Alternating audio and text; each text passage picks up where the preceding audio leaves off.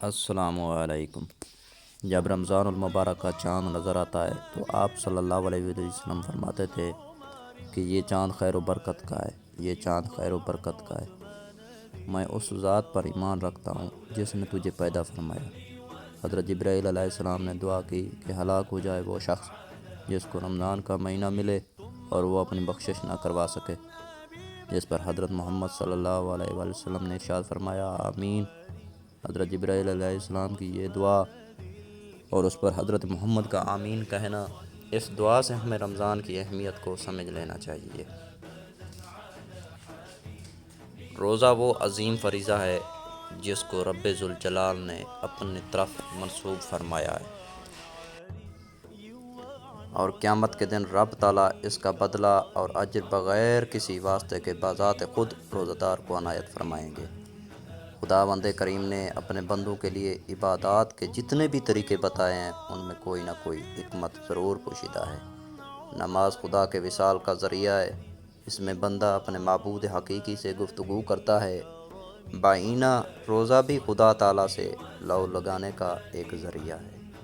حدیث مبارکہ میں ہے کہ رمضان شہر اللہ، رمضان اللہ تعالیٰ کا مہینہ ہے، جس سے پتہ چلتا ہے کہ اس مبارک مہینے سے رب ذوالجلال کا خصوصی تعلق ہے، جس کی وجہ سے یہ مبارک مہینہ دوسرے مہینوں سے ممتاز اور جدا ہے۔ حضرت جابر بن عبداللہ رضی اللہ تعالیٰ عنہ سے روایت ہے کہ حضور صلی اللہ علیہ وآلہ وسلم کا فرمان ہے کہ میری امت کو ماہ رمضان میں 5 چیزیں ایسی عطا کی گئیں جو مجھ سے پہلے کسی نبی علیہ السلام کو نہ ملیں۔ پہلی یہ کہ جب رمضان المبارک کی پہلی رات ہوتی ہے تو اللہ تعالیٰ ان کی طرف رحمت کی نظر فرماتا ہے، اور جس کی طرف اللہ تعالیٰ نظر رحمت فرمائے اسے کبھی بھی عذاب نہ دے گا۔ دوسری یہ کہ شام کے وقت ان کے منہ کی بو جو بھوک کی وجہ سے ہوتی ہے اللہ تعالیٰ کے نزدیک مشک کی خوشبو سے بھی بہتر ہے۔ تیسرے یہ کہ فرشتے ہر رات اور دن ان کے لیے مغفرت کی دعائیں کرتے رہتے ہیں۔ چوتھے یہ کہ اللہ تعالیٰ جنت کو حکم دیتے ہوئے ارشاد فرماتا ہے میرے نیک بندوں کے لیے مزین ہو جا، عن قریب وہ دنیا کی مشقت سے میرے گھر اور کرم میں راحت پائیں گے۔ پانچواں یہ کہ جب ماہ رمضان کی آخری رات آتی ہے تو اللہ تعالیٰ سب کی مغفرت فرما دیتا ہے۔